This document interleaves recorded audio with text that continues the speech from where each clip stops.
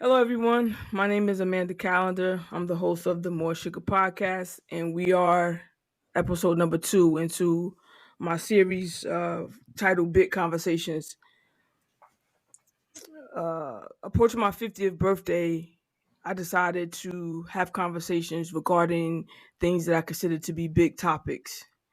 And so I reached out to a couple of people who had stories that stuck out to me online over the course of the years, and just so happened three out of the four people I went to high school with. So I think we're all turning 50, if I'm not mistaken.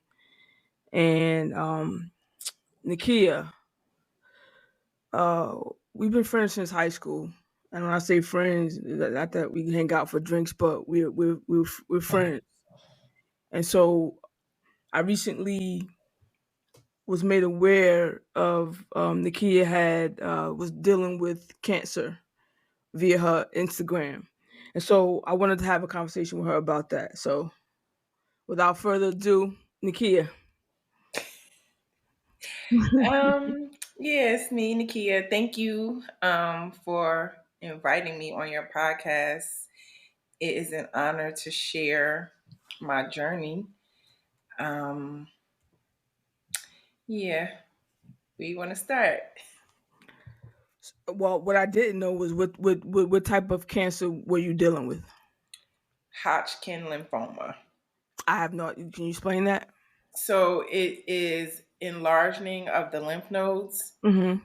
Um, Sometimes when you go to the doctors, right, and you have your annual physical and they're checking your neck, I used to think they were like just checking for like your thyroids or something, but they're also like feeling lymph nodes to see if they're enlarged. They can feel them in your neck, but then also on a PET scan, you can see them, the enlargement through a PET scan. Mm-hmm. But the way that it was diagnosed for me, um, I had been losing weight, right? But I was already on a health journey. Mm-hmm. And I had gotten to a point where I was good with my weight, but then I started losing even more weight. And I'm like, wait a minute, this is not right. And I didn't have an appetite. So I Mm-hmm. went to my primary care and she's like, oh, you're just going through seasonal depression. And I'm like, but in that moment, I just ran with it, right? Because some Right. stuff was going on in my life, Right. but yet I'm a foodie and happy, sad, excited, mad, I'm eating, right? So I didn't Right. think that that was it. So I didn't take the medication she had prescribed for me, but I still was still left with, lack of eating unanswered. But just So you didn't have an appetite, or was you just eating and still losing weight? No, I wasn't even having an appetite. Like my favorite foods, I would go like I love Doritos, couldn't eat Doritos, love me some Chick-fil-A, wings. I would eat and take a bite and then not want any more. And that was just so unusual for me. Right. But again, I couldn't think of anything because I for sure wasn't thinking I was sick, right? Right. But just kept on going, and it wasn't until so that was maybe in February, and then in it was literally in July. I was home in Jersey, went to the house music festival, and then left New Jersey on a Monday. Wednesday, I'm in the ER because I was having severe abdominal pain, which if it didn't, I was also vomiting. If I would have had to just the pain alone, I would have just dealt with it because we always just deal with pain, right? Like Right. I had Yeah. bad periods back in the day, so that abdominal pain wasn't really anything earth shattering for me. I would just pop a pill and go lay down and put some heat to it or but the vomiting was something different because again, I wasn't eating, right? So I just kept vomiting that bile, like just the Yeah. water. Yeah. 'Cause So nothing was on that your stomach. huh, say again. Because nothing was on your stomach. Exactly. Right. So that was scary for me because I'm like, can like what's making me do this? So it I literally threw up every 15 minutes for an hour and my girlfriend was like, you need to go to the ER. And even still, I wasn't trying to go. I was just going to wait it out. But she checked on me again because she said call the ambulance. And I used to work for a health insurance company. They ain't paying for an ambulance, so I was not. So it is an expensive ride. Exactly. I've called them So a couple yeah, times. I was like, nah, I'm gonna just wait it out. Then she called me back again and was like, I'm telling you, you just need to go because this isn't right. So I went and I called my other friend and she met me. Well, actually, I'm sorry, she picked me up and took me to the emergency room. And we were there from 8 o'clock at night. It gave me something for the meds, for the pain. So I was on like morphine drip actually. And then It was that bad? yeah, it was that bad. Like it had progressively gotten worse from when it first started happening that day up until me finally going to the ER. And they gave me something for the nausea and vomiting. And then they did a series of tests. But then at 4 a.m., the doctor came in and he said, Ms. Palmer, you have lymphoma and we're going to admit you. So wait a Um, minute. Okay. Like he doesn't ease into it. Not at all. So yeah, we could have a whole nother topic about this healthcare system. Because What he kind of said it. bedside manner is that? When Listen, I didn't even know what lymphoma meant either. And he said, and so the nurse will be in to make the arrangements. And he left. And so me and my friend, her name is Donna. She is the dearest and nearest to me. We look at each other like, what? Because it's 4 a.m. I'm on pain pills, and we've been here for 8+ hours now. So she looks at me, I look at her, and I'm like, what's lymphoma? She's like, I don't know. So now we Googling it. Mind you, we in the he hospital. left you to Google, we Exactly. gotta find out his name because I need to. He has what None. hospital was it? He has horrible bedside manner. I'm not gonna put them on blast in this moment We gonna talk about it when we get offline for because sure. So yeah, we looked it up, and I looked up lymphoma, and the first thing that came up was cancer, and I'm like, what?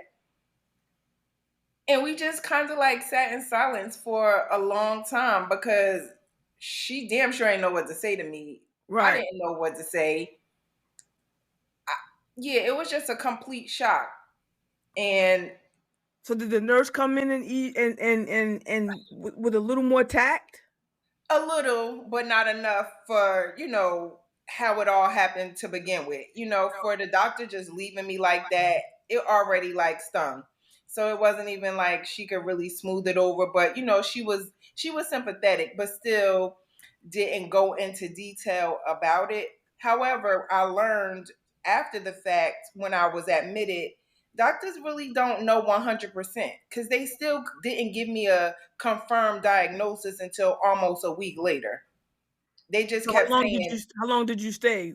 I was in the hospital for 7 days, and it wasn't until that last day that the oncologist finally said, yes, this is, and there are actually two types of lymphoma. One is Hodgkin and one is non-Hodgkin, and I had Hodgkin.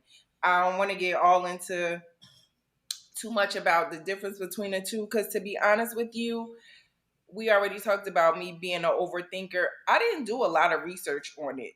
I just Right. knew I had it and that I was going to learn about what to do and how to do it. And I just left it in God's hands at that point. If I would have read every pamphlet and every, Yeah. you know, word, To your own Google devices. search, all the things would have had me thinking I was going to die in that moment. And So um, what was that 7 days like? it was awful because it was a small, dark room. People kept coming in, taking different tests. Again, telling me this is the treatment plan, but we're not sure yet. They had to wait to get the official results back. I had PET scan, I had a bone scan. They literally had to take a piece of bone out of my back. So many different tests that I had, but again, until they got the official results, they could only say this is what we think it is. And so I did have a great team. They came in every day. Now their bedside manner was amazing. My oncologist and all of the other different specialties that had come in as a result, therapists, nutritionists, Now you're anybody. away from home. This is you're still in New Jersey. No, I was back in North Carolina at this Okay, you point. came back home. I Okay, had left New Jersey on Monday, and then this happened on Wednesday. So gotcha. like I was trying to say how fast it all just took a turn. Like I had no clue that when I was in New Jersey, that 2 days later I would be in the ER. So now is this type of cancer like other cancers where they give it like different levels, like one Yes, stages? yes. I was a stage 4. However, I asked the doctor, okay, does stage 4 mean I had it for longer than somebody with stage 1?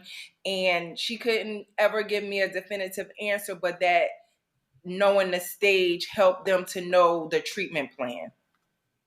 And I did Okay. try to look that part up myself, and there is no like definitive way of knowing how long you've had it based on the stages or not.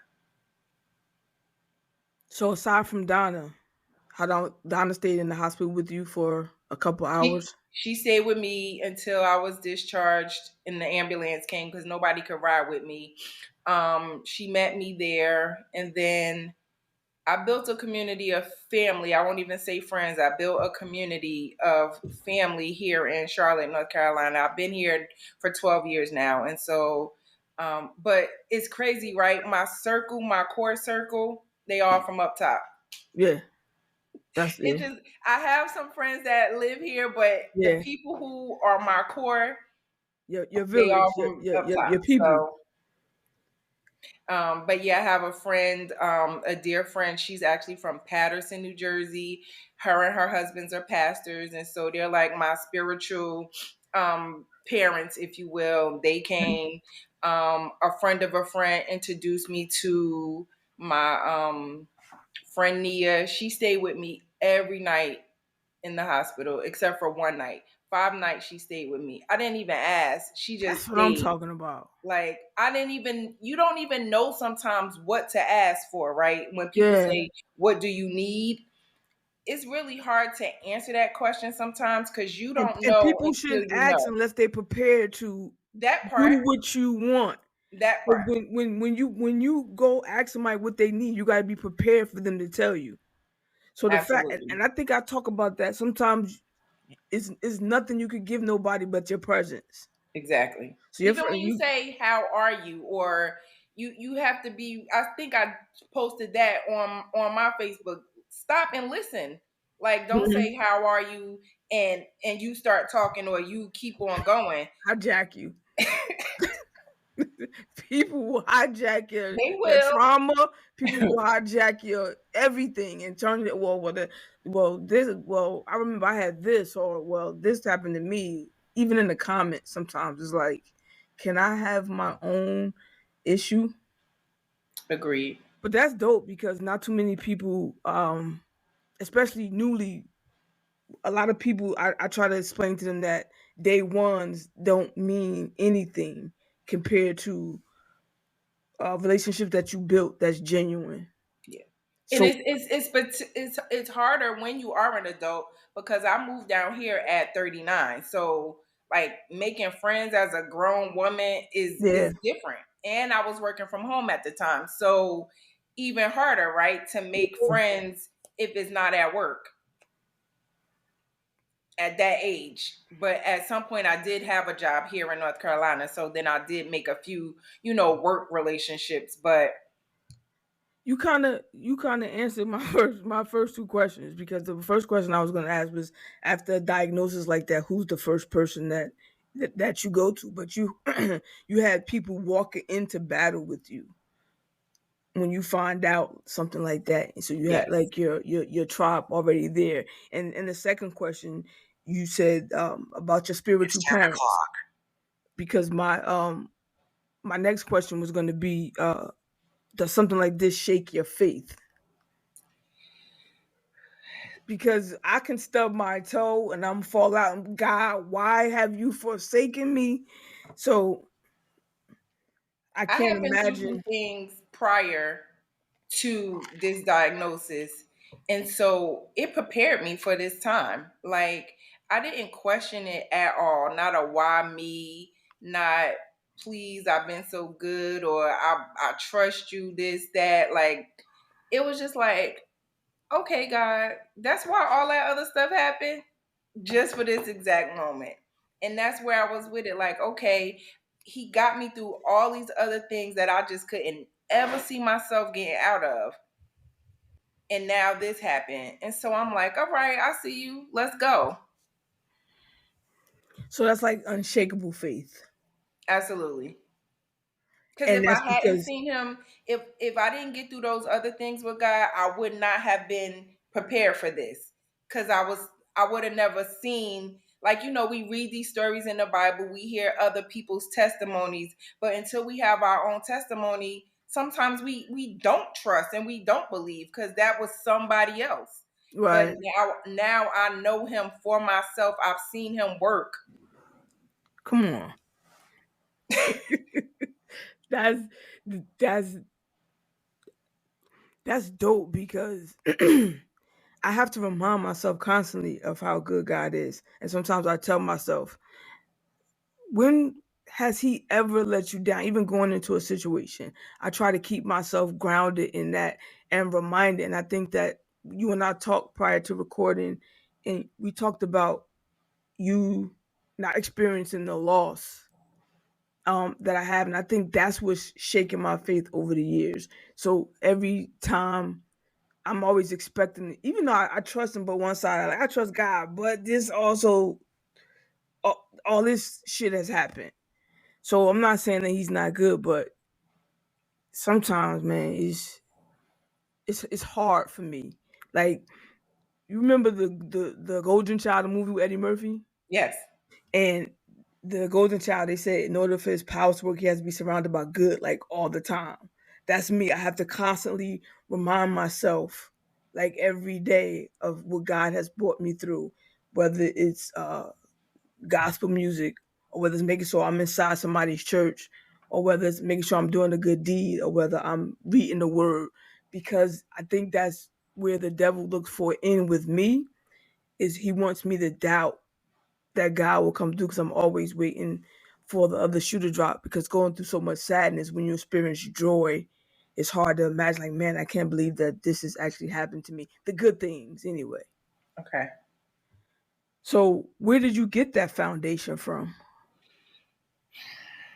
Um, so I've always had that foundation from, my grandmother and taking me to church and all the things, right? But again, was just probably going through what other people said and not me experiencing it for myself.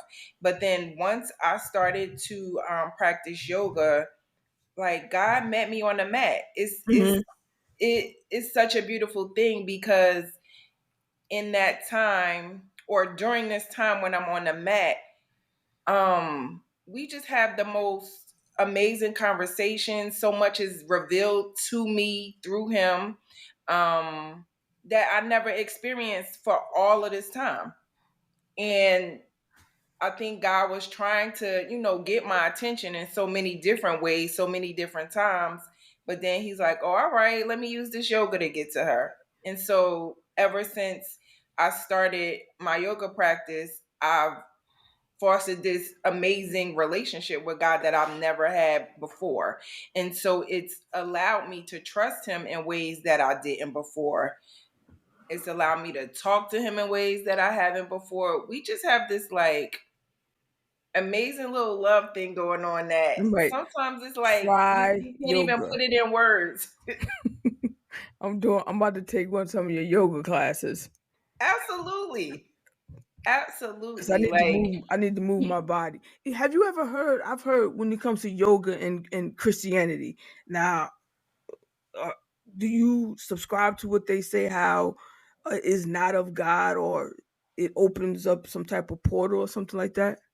I absolutely do not. But Um have you heard that though? I've heard it. I've Okay, heard so many things that for me, and I always talk about what is your intention behind it. So right. for me, if my intention is to be closer to God, to learn to be more self-aware, to be able to sit in the uncomfortable, to find stillness.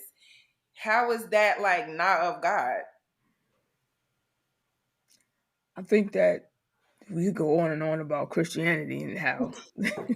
Exactly. So again, me having my own relationship, and because I had a cousin say, you be chanting, cuz you be saying all that stuff. And I'm like, I do. She's like, how you know you not it's not satanic or whatever. I'm like, because I know what I'm saying. Like when we chant, it's it's called Sanskrit, and so it's just another language, right? And so I used to say, when you singing these Cardi B songs and she rapping in Spanish, you saying it, you don't know what she's saying, right? But you saying it. And Right. so with Sanskrit, it's all about the vibrations and how the words make you feel in your body. So sometimes you don't even have to understand it in order to feel it. So, how do you know when you're hearing from God? What does His voice sound like to you? So I haven't specifically heard his voice. I think God shows up for me in other people affirming something that I already, wanted to do. And Hmm. when it's something that I really don't want to do, but I know I should, like doing sharing my story.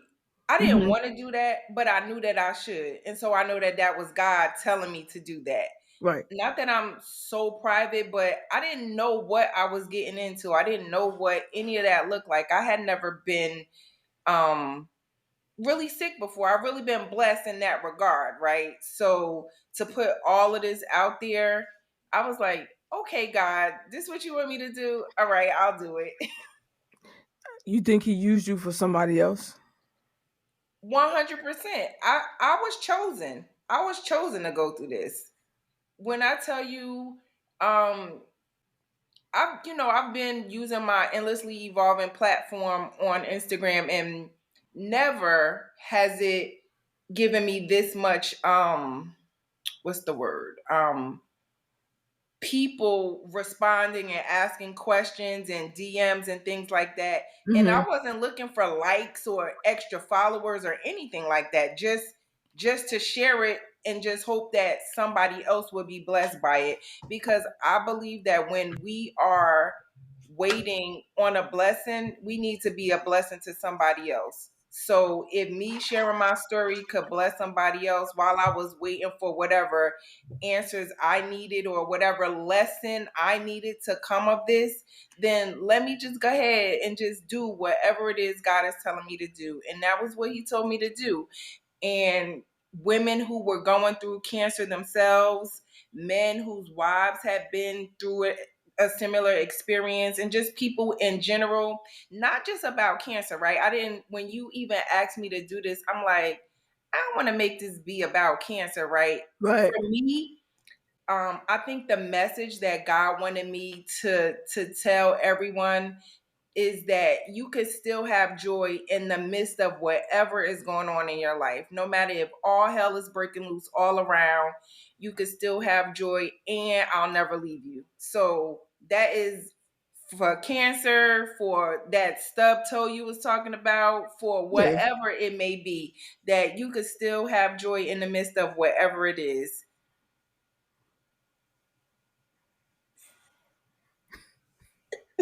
You always make me laugh. Well, you know what? It's a refreshingly unexpected conversation because I I kind of figured that the way you move through it, that there was something bigger to your story than cancer, but it was so big and so bright. I'm like, how do I approach to, to have a conversation? Just the way you did. because you move through it like so effortlessly. And it's so good to know that that was just faith, sheer faith, because you rarely see people. They'll make up five different reasons why instead of giving God the glory when He says that I get you through this. But to get through it, yeah, the whole idea is to say what you're saying. If it wasn't for God, I don't And know and what else I and, would do. and the other part of that, right? A lot of times people, I'm sorry, not a lot of times. It has been my experience that when somebody is going through something, they they wait for people to like show up for them, right? Or like, she didn't call me or you didn't da da da da da. But I knew that nobody could know how to show up for me, right? Like people, you just don't know sometimes, right? So I wanted to always like include people. I asked you for what I needed. Show up, DM, call me, Right? You FaceTime sure me, did. right? Because that I knew that that was what I needed, but you wouldn't know that that was what I needed unless I said it. And so I always wanted to be intentional about I need y'all. And I think that that was also a big part of, I look forward to people reaching out to me on those chemo days that was 6+ hours. I look forward to, and it was random people, right? Like Facebook, it really is your family, right? But it Yes, was people yes. who I hadn't probably ever talked to before, but And they that's what's so dope about it. I was absolutely. because I reached, I was like, and the funny thing is, I was like, I don't know why I'm calling because this one time I listen to God, and sometimes I'll be like, when I hear God and it's me and him having a conversation, is like it's he my homie because that's the only way I can relate to him. I don't want him to seem like this big, unreachable guy or this parent that punishes you when you do wrong. He's like my homie that's like, yo, you got this, guy. Like he pepped. So he's like, man, I was like, bro, like no, like what do I say to her? Like she going through some real life shit. What you want me to say? Like just seeing your face and then you just everything just made it Yeah, and like, I'm glad that I did listen to him because sometimes he yes. be having me go out on a limb, and then when it work out, I come back. I'm like, oh, he's like, I told you. Exactly. When we listen to him, it always work out. Maybe not the Oh, way we expected it, but it does. it does. So how long is chemo? So it was for 6 rounds, and you have 2 sessions per round. So it should take 6 months. It took me a little longer because at one point I started having trouble breathing and I had to go home with an oxygen tank. And it was like, huh? Okay, but still, okay, God, I'm gonna put this on, but I didn't even have to, I didn't need the oxygen, right? Because they also gave me steroids. So I literally gained 30 pounds in a month from the steroids. So that's something that I wasn't expecting, but it helped me breathe better being on this medication. So I had to push back. We had to stop one of my treatments until they got my breathing under control. Because I was like, oh yeah, I'm gonna be finished before we bring in the new year, but it didn't happen until January 10th. So I had to add on an extra 2 weeks. So what is that anxiety like going home with the oxygen tank? How do you cope and deal with because are you still can you still do yoga while you're doing the chemo or you like don't have any strength? So yeah, definitely. If you take a class, you'll understand more that yoga is not just about the poses. And so those poses are called asana, but breath work is yoga, meditation is yoga. So even if I never got on the mat again, I could still practice yoga because I practice mindfulness and being in silence and breath work. So those are also different forms of yoga that because to your point, yes, sometimes I was so tired that I physically couldn't even get out the bed. But again, thankfully with that medication, my breathing quickly got under control. So you just sit with yourself sometimes alone and take slow breaths. You or have I stand up and I plant my feet to get grounded. So unless I'm going outside to get grounded and connect with the earth, but even in my house, in my kitchen, while I'm washing dishes, just planting my feet and just standing just for a moment and just breathe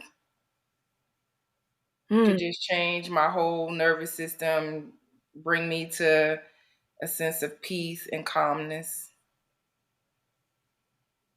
And I didn't even do not one pose, just breathing.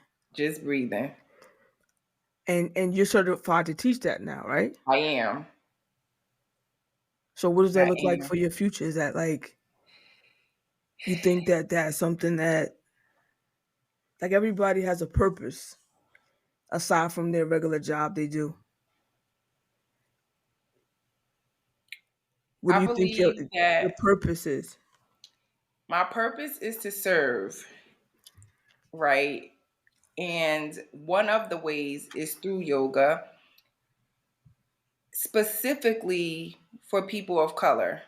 Mm, We like maybe you won't go to therapy, right? But you will practice yoga because yoga has so many different limbs, is what it's called, that can help you in ways um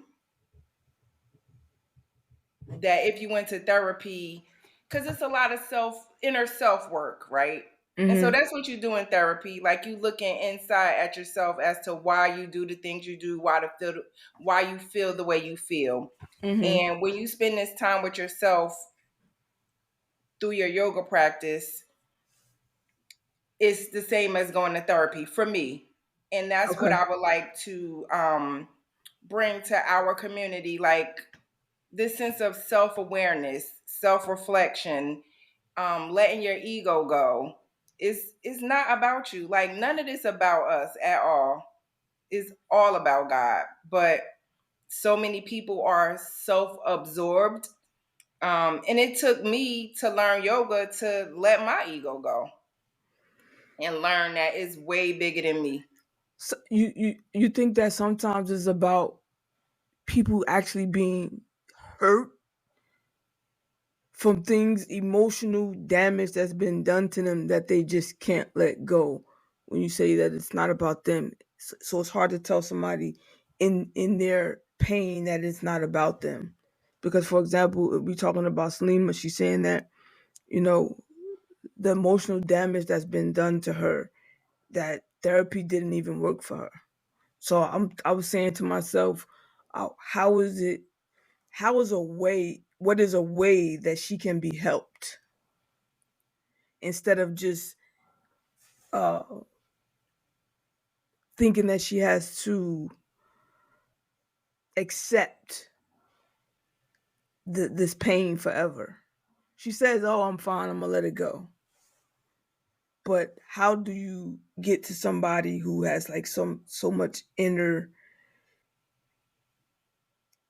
pain that you have to like which like vomiting. Like you gotta, it has to literally, it has to physically, its energies have to physically exit your body.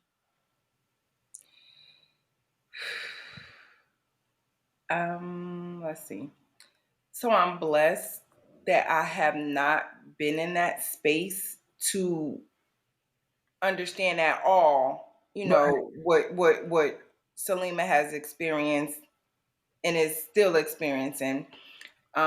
But what I do know and what I can say is that through my yoga practice, there have been things that have happened in my life that were hard for me to deal with and understand why. Um, but I think that me constantly thinking about it or asking myself why or dwelling on it causes me even more suffering Mm-hmm. than. And so when I don't want to suffer anymore, I have to let those things go. So for me, that's what it is, the letting go, so that I'm not suffering anymore. Right. So because you, when they first come to you and said it's stage 4, stage 4 means we got to start treatment like yesterday. So there's no opportunity for. I see some people that have bouts with cancer, and depending on what stage it is, their thing is, oh, I'm gonna try like a raw diet, or to see if diet can change the course of the way this is going. So if it wasn't, if your situation was a dire situation, like we got to start this like right now, would diet change and the way you eating, would that have been an option for you as opposed to chemo? As people But call it, Western medicine. so an old friend of mine, I actually went with him to Tijuana, Mexico, because he has a blood cancer, and he had been being treated by Western medicine and then decided to go this holistic route. So I Hmm. had already witnessed that, right? Like these doctors like spent 3 hours just doing a eval when we only get 10 minutes, right? For your annual physical you get 10 minutes, but they spent 3 hours from top to bottom asking every single question. And then he was on this treatment plan, right? But lymphoma, Hodgkin lymphoma, is not as aggressive as a blood cancer or a prostate cancer or even breast cancer for that matter. And I was confident in my medical team in that moment because, like you said, it all happened so fast. Right. um that I went with that. And I'm still learning about the holistic approach to things because I do believe that we can eat ourselves healthy or not, or and remove things from our diets. So I do believe that. But I didn't have enough information at the time to Right. even say I'm gonna go this route as opposed to doing exactly what the treatment plan that my doctor presented to me. So what did so your friend, he go to Tijuana all the time for his treatments, or is he? I'm not sure if he has continued to go, but he was going for a minute and then has been in a remission for a significant, it's been about 4 years, and he's been in remission. And he's still eating like? Well, he was already a vegan, so maybe if that's what we want to talk about, Mhm. vegan versus non. Um, Again, I don't have enough information because yeah, I like chicken and I like steak. So but again, it's something that I don't do often, right? Because I feel like everything in moderation. Mhm. But somebody else could tell you something differently. But for me right now, what works for me is what works for me. And I'm not like ODing on any one specific food that I feel like I need to, switch up and do something different. Now this question, well, you basically like answered every question with like a effortless conversation. But I was doing some reading and I read somewhere that um we should stop referring to being diagnosed with cancer as a battle or a fight, because those words are indicative of that there needing to be a winner, and sometimes people die. So that does that mean like you lost, or like you didn't fight hard enough because you someone lost the battle? So in that same article that I read, the author said that um, we should refer to it as a journey. So did you feel like you was in a fight, or did it feel like a journey, a battle or a fight, or did it feel like a more or less of a journey? Definitely a journey. And to anyone who may have um, passed on as a result, I believe that was God's will. And so, like me going through this was His will for my life. And the outcome was that I am in remission now. So, with Hodgkin lymphoma, you are considered in remission until 5 years of being cancer free. Then, I'm sorry, 5 years of a clear PET scan, and then they say you're cancer free. So right now, this day, I'm in remission until 5 years from now. So how often do Um, you have to get checked? so for the first year, it's every 3 months, and like literally, I go on Wednesday for my first PET scan since I rung the bell. And then it'll be 3 months after that. And then like the next year it's like twice a year. And then it decreases to like once a year. So now, so you have the yoga, and what is the other thing that you just became certified in? Sound healing. And How does I'm that so work? in love. Say I was again. reading about it. It sounds like from the sound, you just release energy from your body. Is that how it works? So the sound, whether it's a singing bowl, a drum, a chime, whatever the instrument you choose, because even our voices are instruments. And when you use it, it gives off this energy that's able to resonate throughout your body and allows you to just have this sense of peace and calmness that you normally would need to. There are other ways, to come to reach this peace and calmness, but in this way you don't have to do anything but just sit here and receive. So if I wanted to do that, how do I know what are the signs of a reputable place? Hmm. Cause I don't want to be walking into nobody and they got a Tupperware bowl trying charging me I've $50 never been to make asked that sound. question. Hmm. So I'm not sure if there is an answer to that, but I think doing your research on the school, if it's a school, or the person, if they're giving like a private event. So real quick, like I ordered singing bowls, and they have to be at a certain frequency. And Hmm. there's like a tuner app that you can use to check that, and I thought that they were at the wrong frequency. And I'm like, oh, I need to take these back. And so I had someone say, nobody will know. And I'm like, but I know. And how could I have people showing up thinking that, this is the Right. frequency for calmness? And that's not what they're receiving. So now when everybody leaves and they still feeling the same way they came in, like I'm a Yeah. fraud, right? Yeah. So yeah, Technically. but my integrity wouldn't even allow me to do something like that. But to know that there's somebody who was like, "Girl, use them bowls, they ain't gonna know." I'm gonna Like know. what?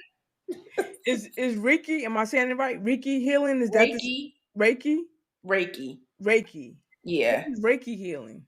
So I have not taken any classes or done anything with Reiki, but to my understanding, they are able to channel in, if you will, to know like in areas of your life that are that is blockage. And so there's this system that we have called the chakra system, so it Hmm. goes from your root to your crown. And Hmm. so somehow with Reiki they're able to tell where it's like overactive or underactive. But I'm not sure, that's like a gift that they have to be able to. But also you can be trained in Reiki. So, but I think you have to already have this gift, and then the training just enhances what's already in you. Hmm. But I have never had a Reiki reading and have not furthered my knowledge into it other than what I just said. You think And that that could be dance is wrong. you think that dance is too close to because that's like technically like laying hands basically is what you're saying, right? But God said we could heal ourselves, right? That we Yeah, could lay hands on true, ourselves. So at true. first I was Yeah, thinking the same way that you just said. right. But again, this whole yoga thing brings me, I never read the word like that before, like ever, until these past like 4 or 5 years of my life. I just listened to what my pastor said, listened to what my grandma and my auntie said. But now I'm reading for myself. And I read that. And I know, don't ask me what scriptures and everything. But Well, like you said, it was preparing you for what you had to go through now. So now you exactly. understand why you had to go through what you had to go through. Yes. Wow. Do you ever think about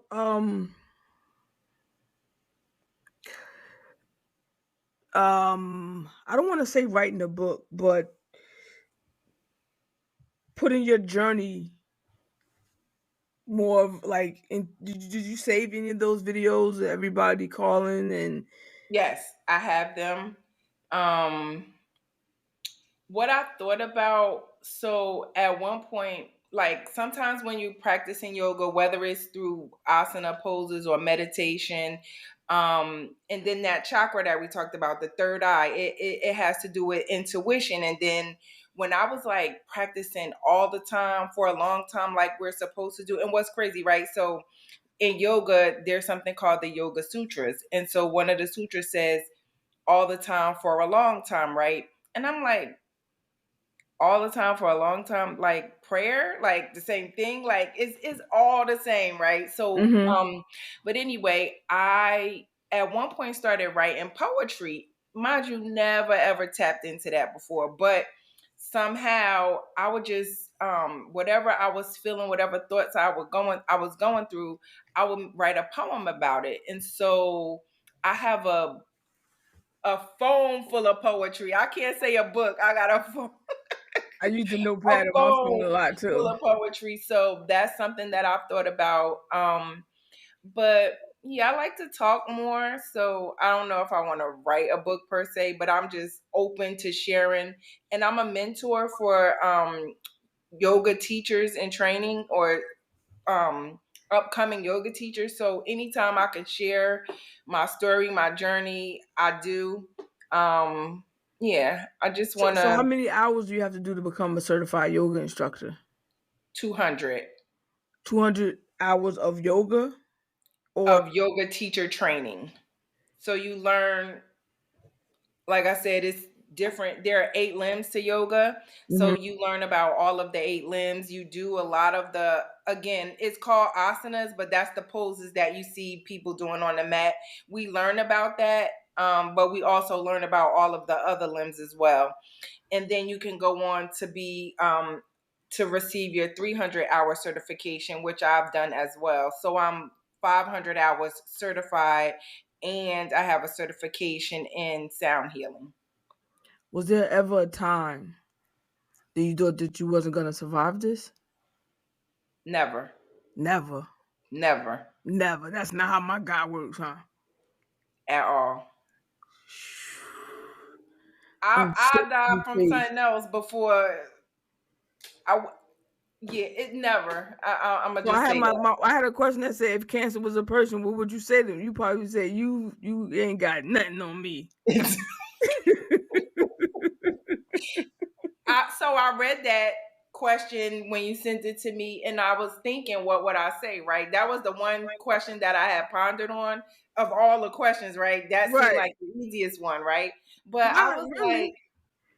I said, yeah, I wouldn't have said anything because I didn't have nothing to say to cancer. Like I never had a conversation the whole time. I always was talking to God.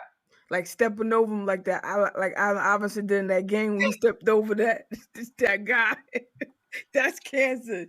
I'm Exactly. stepping. Wow. That's so Exactly. that's so inspiring. But what about if you could see that doctor again? What would you say to him? Listen, I mean, again, we can have a whole other conversation about our healthcare system because I was struggling with going back to my primary care doctor because that's the person who I was mad at, right? Because For I not felt like catching it. she should have known, right? But Right. so I asked my oncologist, and she's like, she is she made the best decision that she could with the information that was presented to her. You presented as a, up to that point, healthy female, and the symptoms, right, for Hodgkin lymphoma. night sweats, um, um, loss of appetite, and something else that could be menopause, Yeah, I right? was about Could to say be we just was talking about menopause, and that's like I was about to say. exactly. She said, "Wait, one more, and that's menopause." Exactly. So I had to believe that my primary care doctor, that yeah, that was the furthest thing from her mind because of my age and the things that we experience at this age that she wasn't thinking that at the time. Do you, Um do you think yeah, this have something to do with people of color? Do you have a black doctor? You think that didn't matter? I do have a black doctor. Okay, So that hasn't been my experience with okay, women of color, but I have friends that have definitely experienced issues with doctors that are not of color and telling them that that's not what they're feeling. Like, how can you ever tell somebody right, what they're feeling, right? right. Or not ordering a certain test. But you have to, that's one thing I can say. You have to be your own advocate. Like, you Yes. have to be. Um, and sometimes though, you don't know what you don't know. So sometimes That's what does good. that You don't know mean? what you. Let me write that down. Go ahead. You don't know what you don't know. With the head roll. You don't know what you don't know until you don't know it. So being an advocate, right? But what else would I have asked my doctor to do when I first presented to her with loss of appetite and loss of weight? I don't know what else I should have made her do in that moment. Because it sounds like so many things. Correct. So you can't say to her, "Hey, check for diabetes." Sounds like diabetes. Could be a little bit of high blood pressure. I had gosh, I don't want to do what I'm saying that other people do in hijacking. It was I think it was maybe 93. So I was out of it's like out of high school in between college.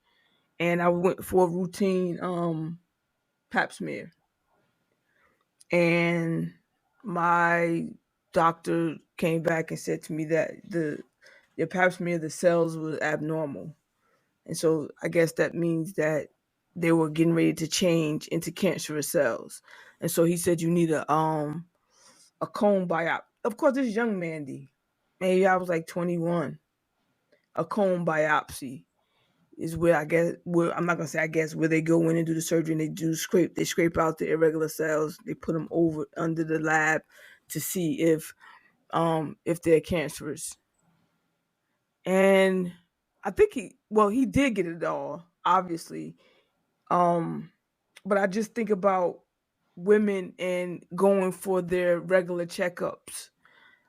I know we have not necessarily in our class, but there was also Rafia, who had breast cancer, and it's just and not just that. There's so many other diseases like we was talking about. It could be diabetes or it could be high blood pressure. How we need to go and make sure we get checked, and I'm not even going to limit it to people of color or women, but we as people need to make sure because the health system, like you said, you have to be an advocate for yourself because the health system is not geared to benefit us. It's geared to make them money. Right. And before that, we need to eat better. I know I've been trying. We talked when we decided to do the recording. We talked about getting older and going through menopause, and the things that help and what's helped me is not putting nothing in my mouth at all. And fasting is what has been doing it for me, but I don't do it enough. Like you said, some things are just like I want a steak. Through my yoga practice, I have learned to eat when I'm hungry, right? And living in the South, everybody, it feels like we always doing stuff around food. We going out to eat or we going to somebody's house and we Birthday going out to eat at celebrations, eight yeah. o'clock. I'm not hungry at 8 o'clock. So either I'm not going or I'm not gonna eat. Like I that is one thing that I do not do anymore. Eat just to be eaten. And that has helped a lot because I think we do that way more than not. Eat just because everybody else is eating. I just ate. So I don't need to eat at 8 p.m. What made you move to North Carolina away from your family? Yeah, right. Because wherever you go, there you are. So I thought I was moving away from all the things that I wanted to leave behind. Mm-hmm. But it still goes with you. Um, um, yeah, I wanted something different. I didn't know what it was. We were always having a lot of snow, so I know that was one thing I did want to get out of the snow. And I had visited North Carolina in March, and I was going to a barbecue. I'm like, what? So the weather definitely was something that played a factor, but ultimately, I was running. I was running from myself. I thought moving somewhere up because I lived in New Jersey my whole life. I had never been any. I traveled, but never lived anywhere else. And I just thought being somewhere else, I would just leave Nakia behind. But she came with me to North Carolina, and then I was forced to deal with me. But even for a long time being here, I didn't deal with me. It wasn't until I broke my ankle and I had no choice but to sit still is when Hmm. I truly started to get to know Nakia Lorraine And you Palmer. broke your ankle in North Carolina. I did during COVID, being bored. Ooh, COVID sat everybody down in all different types of ways. Yes. I still say, and I don't want to offend anybody because I did lose my brother in COVID. I still think COVID was the best thing that happened to, aside from all the deaths, the fact Yeah. that people had to sit with themselves and deal with themselves. It was the best thing. If we could do that again without the death and without the disease, to where the country and everything could just come to a halt, where everybody, it's like a reset, where everybody can just get back to what is, um I don't want to say normal, but a reset where everybody gets to start something new. Do you think that you would have handled it, the diagnosis, the same if you would have been in New Jersey? No. Because if I was still the same person, absolutely it would not have been the same. Who I am today is even me being a yoga teacher. I never saw myself being a yoga teacher, like ever, ever. So yeah, no, it would not have been the same at all. So when is your birthday? November So 4th. you got a whole another year before you turn 50. Well, it's this year. You well, it seems like we just left November, so you got to Exactly. go But through the yes, whole, do the whole. You have plans. I don't. So not sadly enough, but I feel like in this moment, I'm I don't want to say the word tested, but God is still telling me to trust. Because through my chemo experience, I didn't really, aside from that breathing issue, really didn't go through much, right? But there are after effects of chemo. Okay. And I'm dealing with neuropathy in my hands and in my feet. I'm being sometimes a little bit more fatigued than I was before. I'm dealing with some um they call it chemo brain, but again, some of this stuff I'm like, is it chemo, is it menopause, is it just because I'm about to be 50? Yeah. So it could be a plethora of things. um but I say all that to say I haven't made any plans that far out. I was thinking about a cruise and inviting all of y'all, everybody who was on, everybody could come. So That's dope. I'm yeah. bringing Jax if you write me. He goes if that's some other issues I have. I can't let him out of my sight. I'm dealing with that anxiety as a parent. So right now, when you think about 10th grade, do you remember high school? Sometimes. Sometimes you remember some of the years. Yes. Or some of the times. Angela, you remember Angela. Of course you do. Everybody knows Angela. She remembers everything. So I go to her and say, Angela, what happened that time? And she will tell me. Okay, so well outside of high school, I would say if 17-year-old Nakia, Okay. if you think back to her, to 17-year-old Nakia, if there's something you could tell 17-year-old Nakia, give her some advice, something she was insecure about, you tell her it's gonna be okay, or something she did wrong, you tell her not to do that, or something you say you did good. If you could say something to 17-year-old Nakia.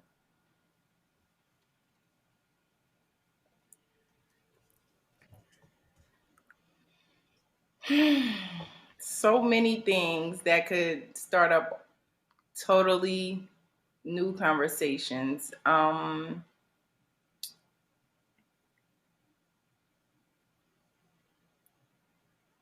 And this may sound like a cliche, but love yourself. Like, I think I was looking for love from everybody except for me, whether it was guys, my mom, my Hmm. sister, my family. I was never looking within. Always wanted it from everybody else and doing whatever they wanted, so that whole people pleasing thing could Hmm. come into this whole conversation. But I'm going to just say, yeah, love yourself. Love yourself. Do you remember me in high school? Hmm. If you could say something to 17-year-old Mandy, what would you say? You're going to be way softer when you get older.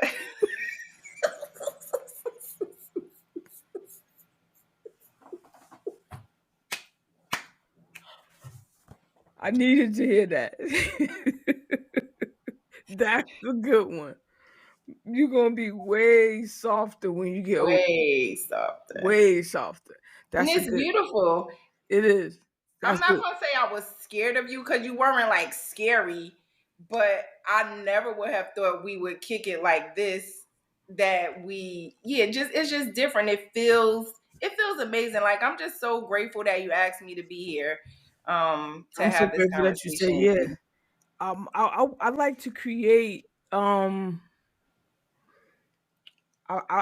to spaces where this conversation was so refreshing because like you said, I'm kind of upset with myself that I kind of cliched it to cancer because there's so many other things that I want to talk to you about. So I want to bring you back if you're if you're willing, like after my birthday and after I think about um the stuff that I want to talk to you about. But there's so you opened the door for so many questions, and that's just um for my own personal curiosity and understanding about things that I want to do. That's gonna make me softer because I need to be. Uh, Being soft made me will make me too vulnerable to feelings at that age. But I realized that I need that now to be a parent, and sometimes that rough exterior comes through because um, of so much loss that I've had, and it turns into my fear turns into anger. Okay. So it because anger it's easy to be angry than afraid for me personally, and sometimes that comes across if like for example if Jax is jumping constantly or running or jumping in the pool and I'm saying but I'm telling him not to do it, but he's 8, he's going to do it anyway. Right. But the fear of something happening to him turns into anger because he's not listening and something does happen to him. Excuse me, no one wants to say as he's hurting, holding his broken arm, I told you so. But Right. because I had the fear of that happening, it turned into anger. And so I don't sometimes because you said what got me baffled, what I need to talk to you more about is how you just trust God. Like every day I drop him off to school, I'm still like checking my phone to see if the school calling something happened. In And this situation, I trusted and I trust God. I'm not saying it's easy, mhm, but again, because of other things that have happened to me in the past where I didn't trust and things worked out, helped me now to trust Him that much more. But so it's not easy and it don't always happen. I have my moments where I panic and go through all the things, and then and not again, not that voice, but there's a presence that comes over me that says, how many times I gotta tell you to trust me? Like, what else do I have to do, or how many times do I have to show you before you can trust me without all that anxiety and worry and stress and all that? So I go through it, but my heart truly does trust.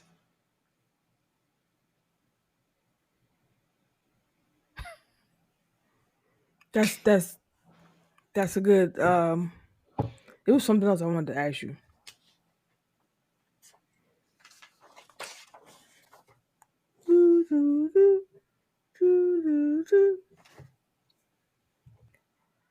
Oh, here it is.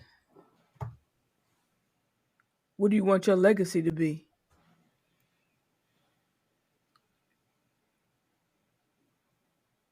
I used to struggle with that because I don't have children. I had a hysterectomy in 2018. So I used to always think, I don't have kids, so I'm not going to be able to leave a legacy. That's Um, just lineage. exactly. Right. And but then I didn't truly understand, like I do now, that legacy to be. It's okay to not know. Yeah. I think I'm It's like a working on that. purpose. You don't you know. Well, definitely my purpose is to serve others. And so Right. that's what I try to do. Um with, like I said, being a mentor, with just anytime there's an opportunity to help somebody else, and that it has nothing to do with me at all. I'm not looking for anything out of it. It's just strictly because I just want to help somebody else, because somebody helped me at one point in life. And this is what God has told me to do, to be a blessing to others. So you want your legacy to be a blessing. Yeah. Being a light in the midst of darkness. So if I could be a light to someone else, so that's what I would say. That she was a light She was a to a light. lot of people. That's dope. Thank you. We could just sit here and smile all night, but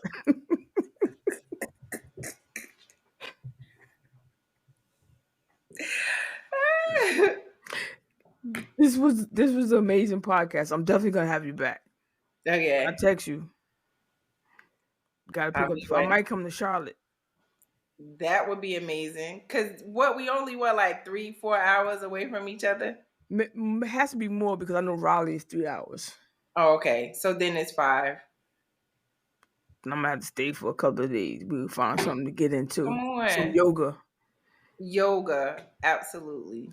I gotta get enough Meditation, money breath for a work. camera crew or somebody to follow us around and Okay. have a conversation. We're gonna do some yoga and some I got a sound baths. guy. I You got got a a guy? guy. I've You been got waiting a to guy. say that.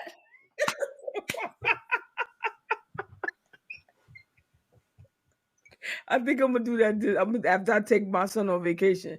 I think I'm gonna do that. I'm gonna go do stuff and get a guy and have a camera crew and say that this is what I did year 50, not just for my 50th birthday, but year 50.